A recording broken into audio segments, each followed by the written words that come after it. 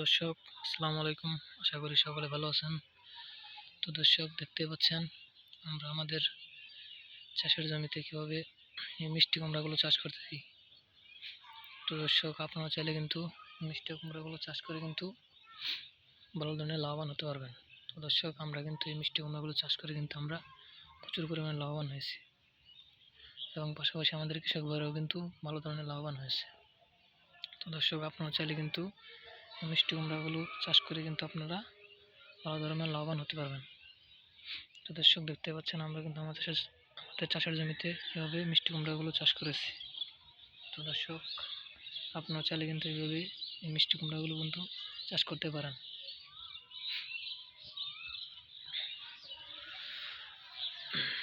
তো দর্শক, দেখতে পাচ্ছেন আমরা আমাদের চাষের জমিতে কীভাবে মিষ্টি কুমড়াগুলো চাষ করে থাকি। তো দর্শক, আপনারা চাইলে কিন্তু এভাবে মিষ্টি কুমড়াগুলো চাষ করতে পারেন। তো দর্শক, এই মিষ্টি কুমড়াগুলো চাষ করে কিন্তু আমরা ভালো ধরনের লাভবান হয়েছি। তো দর্শক, আপনারা চাইলে কিন্তু এই মিষ্টি কুমড়াগুলো চাষ করতে পারেন। তো দর্শক, এই মিষ্টি কুমড়াগুলো কিন্তু আমরা চাষ করে কিন্তু আমরা বাজারে নিয়ে বিক্রি করে থাকি এবং পাশাপাশি আমরা নিজেরাও খেয়ে থাকি।